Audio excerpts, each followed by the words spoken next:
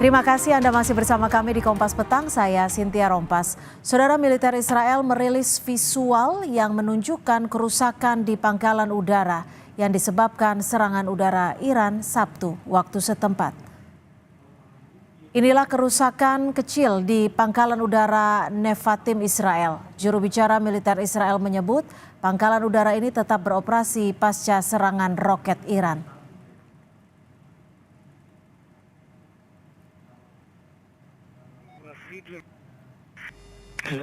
Puluhan pesawat tempur Israel dikerahkan untuk membantu pertahanan udara Israel. Juru bicara militer Israel mengklaim berhasil mencegat 99% dari lebih 300 rudal dan drone yang diluncurkan Iran.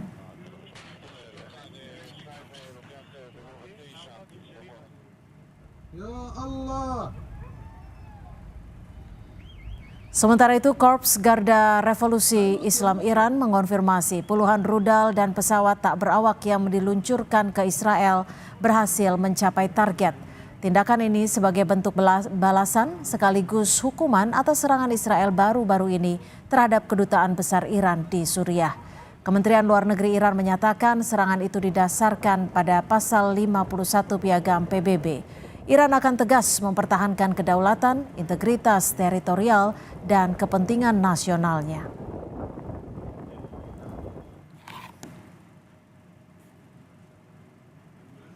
Pasca serangan Iran ke Israel, Yordania yang sempat menutup wilayah udaranya pada Minggu kemarin mengumumkan telah membuka kembali wilayah udaranya. Sebelumnya, saudara, pada hari Sabtu ketika Iran melancarkan serangan drone dan rudal terhadap Israel, otoritas penerbangan sipil Yordania sempat menutup sementara wilayah udaranya untuk semua pesawat yang masuk dan keluar serta transit dengan alasan meningkatnya risiko keamanan.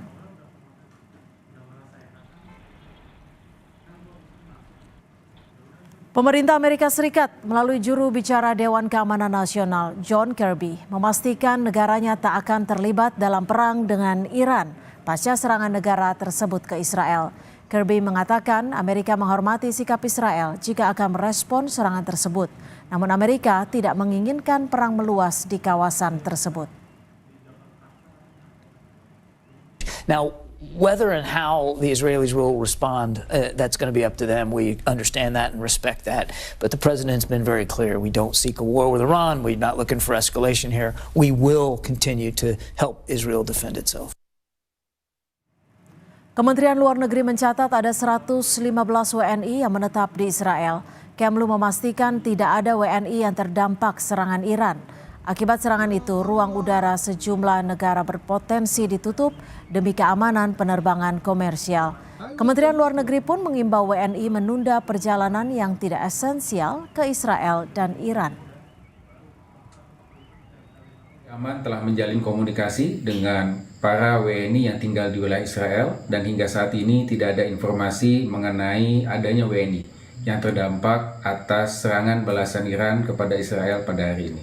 Tercatat terdapat 115 warga negara Indonesia yang tinggal menetap di Israel, sedangkan KBRI Teheran mencatat terdapat ada 376 warga negara Indonesia yang tinggal di wilayah Iran. Kementerian Luar Negeri telah menyampaikan imbauan kepada masyarakat untuk meningkatkan kewaspadaan dan menunda perjalanan yang tidak esensial ke Israel maupun ke Iran. Saudara, serangan Iran ke Israel meningkatkan suhu politik di Timur Tengah. Militer Iran menyebut telah menyiapkan operasi lebih besar jika Israel membalas serangan udara itu. Seberapa besar kekuatan militer Iran dan Israel? Apakah situasi ini akan menyeret negara-negara lain dalam perang? Kita bahas bersama peneliti hubungan internasional CACS Peter Pandi dan juga pendiri Sinergi Policies Dina Prapto Raharja. Selamat sore Mas Peter dan Mbak Dina, terima kasih sudah bergabung bersama kami di Kompas Petang. Selamat sore. Ya Mas Peter, kalau Anda melihatnya ini militer Iran mengklaim akan menyiapkan operasi lebih besar lagi jika Israel membalas serangan udara Iran ini. Seberapa besar kalau menurut Anda hitung-hitungannya operasi militer Iran ini? Untuk kapabilitas militer Iran sendiri, mereka memiliki kapabilitas yang sangat besar. Utamanya dari network proxy dan juga kapabilitas rudal dan drone yang mereka miliki secara domestik. kelompok-kelompok proksi ini masing-masing juga memiliki kapabilitas yang sangat besar. Banyak kelompok juga ada di Irak, Suriah, Yemen, Lebanon, dan juga di Gaza dengan Hamas yang itu juga mengitar Israel dari berbagai sisi. Iran sendiri juga memiliki kapabilitas serangan rudal yang sangat besar yang selama ini juga menjadi faktor deterrent kepada AS, Arab Saudi, dan Israel, dan membuat mereka tidak ingin melakukan peperangan dengan Iran. Sebaliknya, Israel juga memiliki kapabilitas militer yang sangat besar, tapi mereka akan sangat kewalahan jika harus melawan Iran sendiri dan juga berbagai kelompok sahabatnya yang terletak di berbagai negara sekitar Israel. Jadi artinya jika dibandingkan Israel, Iran beserta proksi-proksinya ini akan sebandingkah atau lebih kuat Iran? Sulit untuk dibilang akan sebanding atau tidak, tapi yang pasti bisa dibilang sekarang adalah Israel akan sangat kewalahan jika disuruh lawan mereka semua pada saat yang sama. Oke. Jika kita lihat ada perang di 2006 antara Israel dan Hizbollah, mereka juga sangat kesusahan. Padahal itu hanya Hizbollah sendiri yang memiliki arsenal rudal yang juga sangat besar. Jika digabung dengan Hamas, dengan Houthi, dan juga dengan Iran sendiri, Israel akan sangat kewalahan. Oke, Mbak Dina, kalau Anda melihatnya dampak ketegangan antara Iran dan Israel ini bagi kawasan Timur Tengah akan seperti apa? Tujuan dari Israel, justru saya melihatnya di sini Israel ya, adalah untuk mengalihkan perhatian masyarakat bukan lagi kepada Israel dengan kasus Gaza dan kekerasan terhadap masyarakat sipil yang terjadi di sana, tetapi kepada Iran. Jadi saat kita mendengar percakapan seputar Israel dan Iran, yang perlu kita sadari di sini adalah ada yang letaknya di panggung depan, ada yang posisinya di belakang layar. Jadi statement-statement yang dikeluarkan oleh kedua belah pihak harus bisa kita pilah antara mana yang tujuannya itu untuk menggentarkan tadi, deterrence ya, fungsinya untuk menggentarkan lawan, dan yang realita di belakang. Karena dalam situasi yang ada seperti sekarang, walaupun Iran itu kuat secara rudal, misil, dan bahkan katanya dia punya persenjataan yang bisa menjangkau Israel langsung dalam waktu 7 menit gitu ya, kalau dia mau, itu fungsinya lebih untuk menggentarkan. Kita nggak boleh lupa bahwa 1 April Iran itu diserang konsulatnya oleh Israel, dan 2 orang jenderal mereka terbunuh di situ. Dan mereka mengajukan ke PBB, waktu itu ke Dewan Keamanan, untuk membahas soal ini, bahwa ini melanggar hubungan diplomatik ya, karena harusnya konsulat itu punya imunitas. Tetapi ini ditolak oleh negara-negara major powers, negara besar. Di sini Israel, menurut saya di sini Iran kemudian merasa bahwa kalau dia tidak melakukan apapun untuk menunjukkan bahwa mereka mampu, di situ secara domestik dan secara internasional mereka kemudian akan dipandang tidak kuat gitu. Ini penting untuk negosiasi ke depannya ya, karena kita tahu dalam konteks hubungan antara Iran dengan Amerika, juga dengan negara-negara besar di PBB, mereka sedang berusaha menekan Iran untuk negosiasi soal nuklir kan. Kembali lagi ke poin itu yang di tahun 2018 itu sempat ditinggalkan oleh Donald Trump. Jadi dalam bargaining itu kan kita harus harus kelihatan titik kuatnya di mana supaya lawan tidak melecehkan gitu.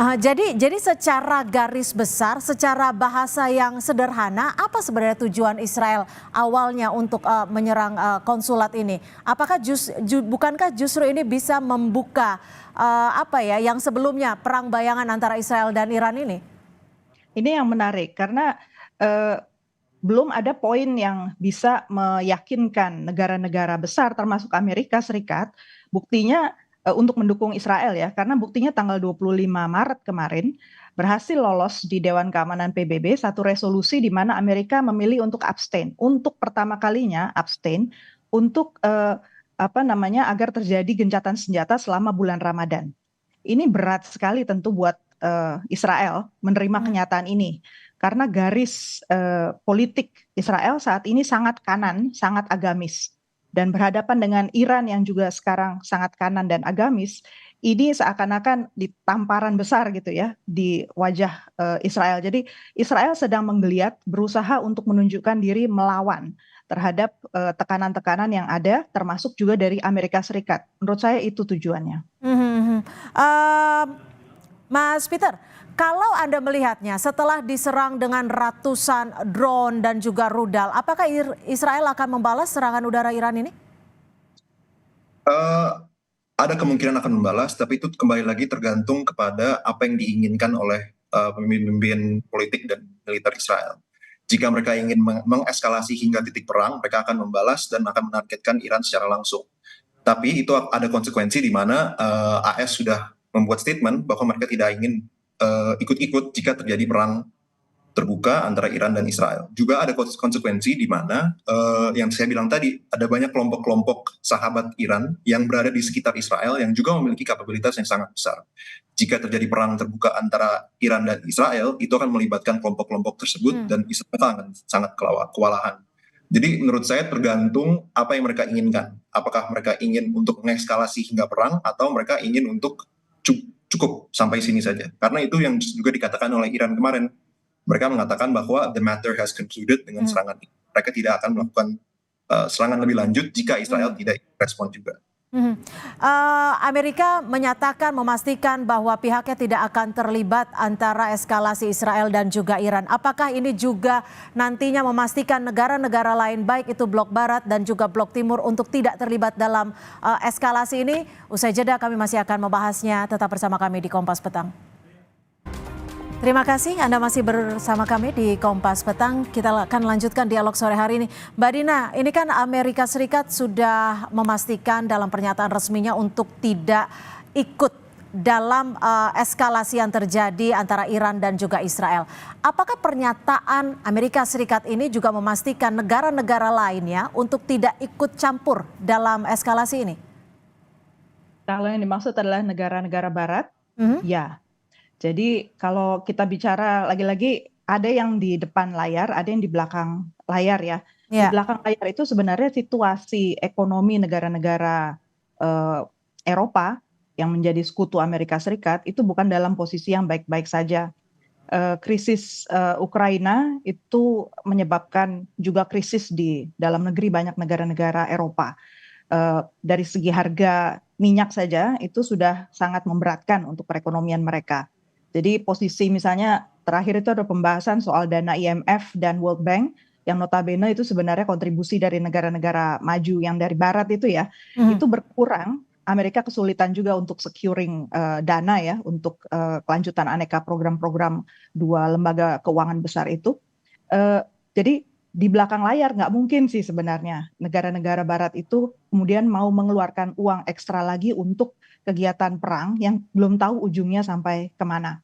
Nah, tapi kalau di depan layar kita juga lihat Biden immediately atau segera sesudah kejadian serangan Iran itu kan langsung bilang akan mengumpulkan negara-negara G7 kan, dan kita lihat negara-negara G7 juga langsung mengeluarkan statement yang condemn gitu ya, mengutuk. Jadi statement yang sangat keras, berbeda dengan statement negara-negara Timur Tengah yang sekutunya Amerika seperti Arab Saudi misalnya. Mereka hanya ambil posisi tolong lebih sabar, tahan menahan diri gitu kan. Jadi dalam realitanya nggak ada yang ingin perekonomian mereka jadi jauh lebih buruk daripada kondisi yang sekarang. Oke, yang menjadi kekhawatiran banyak pihak saat ini adalah di mana eskalasi antara Iran dan juga Israel ini bisa memicu adanya perang dunia ketiga. Menurut Anda? Menurut saya masih jauh posisi itu, setidaknya kalau kita bicara dalam waktu mungkin sampai mungkin 2-3 tahun ke depan, sepertinya sejauh mata bisa memandang ya, itu situasi yang masih berusaha untuk disingkirkan sejauh-jauhnya. Ketegangan akan terus meningkat karena posisi geopolitik dan geostrategis itu saat ini dalam posisi yang ibaratnya gempa bumi, terjadi pergeseran yang cukup sistematis dan tektonik gitu ya, sangat mendalam gitu untuk sejumlah negara. Ada faktor keuangan, perdagangan, kemudian juga hutang berbagai negara yang kemudian itu menyulitkan perekonomian sehingga mereka harus bangkit secara politik untuk menunjukkan kekuatan negara-negara besar ini. Tetapi untuk terlibat lebih jauh, kita akan lebih menyaksikan banyak proksi ya, perang-perang proksi. Oke, Mas Peter, ini kan Iran mengancam serang Yordania setelah Yordania tembak jatuh drone milik Iran. Apakah akan makin panas hubungan antar kedua negara ini?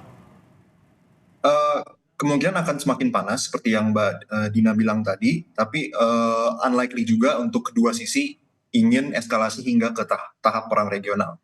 Ini akan sangat merugikan untuk pertahanan negara-negara seperti misalnya Yordania dan negara-negara lainnya juga yang secara geografis akan berada di tengah-tengah perang di mana ada banyak sisi di sekitar negara tersebut. Misalnya seperti tadi Israel di sekitarnya ada kelompok-kelompok Iran di Suriah, di Lebanon, di Irak dan juga di Yemen. Betul juga halnya untuk Yordania yang berada di tengah-tengah.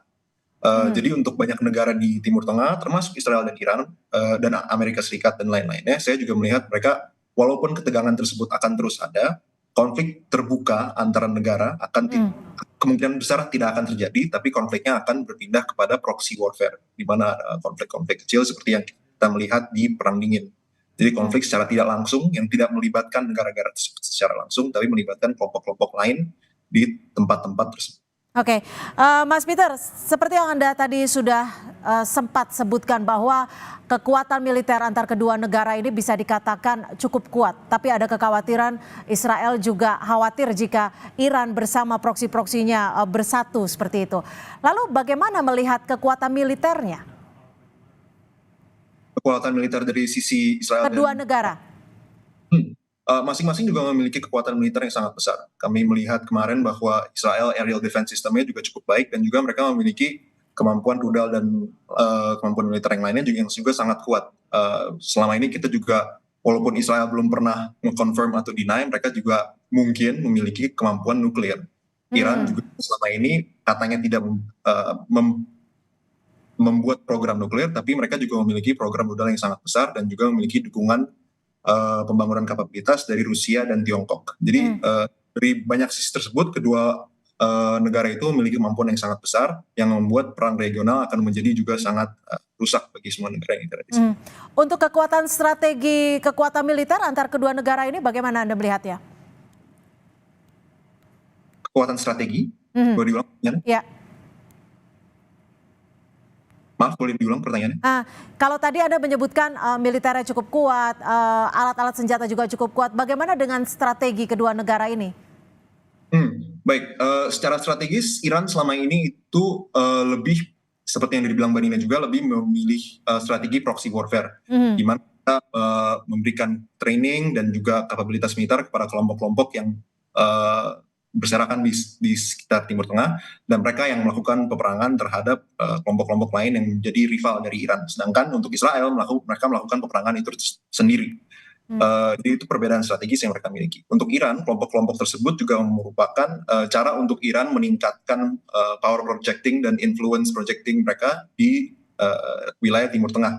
Jadi mereka memiliki network yang sangat luas dibandingkan dengan Israel yang memiliki wilayah yang cukup kecil dan juga power project influence yang cukup kecil jika tidak menghitung kekuatan dari AS sendiri.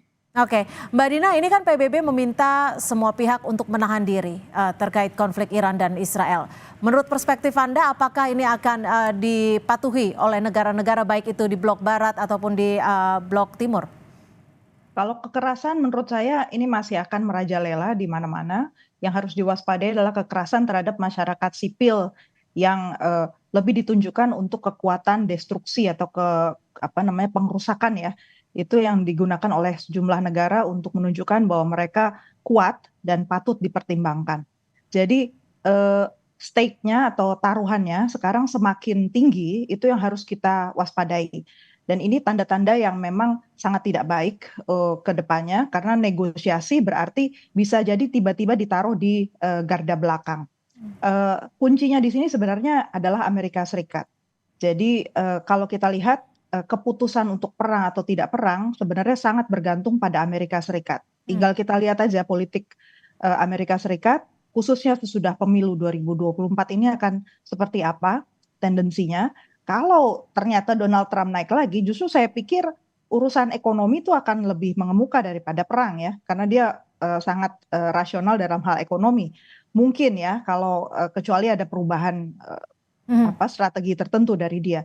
Tapi negara-negara lain yang menjadi sekutu Amerika Serikat hari ini tidak dalam posisi untuk memberi amunisi SDM, manusia, uang, ataupun tempat ya, karena situasi ekonomi sekarang sedang dibangun untuk koridor-koridor kerjasama ekonomi, lalu tiba-tiba harus dikorbankan gitu ya untuk satu perang yang Oke. akan dinikmati hasilnya oleh negara lain, notabene Amerika Serikat. Itu yang negara lain pasti akan berhitung betul. Oke, Mas Peter terakhir, kalau tadi Mbak Dina menyebut bahwa posisi Amerika Serikat ini juga disebut akan menjadi penentu. Yang menjadi kekhawatiran banyak pihak adalah ketika Amerika Serikat akan membantu Israel, di mana nanti Korea Utara dan juga Rusia akan justru membantu Iran. Bagaimana menurut Anda?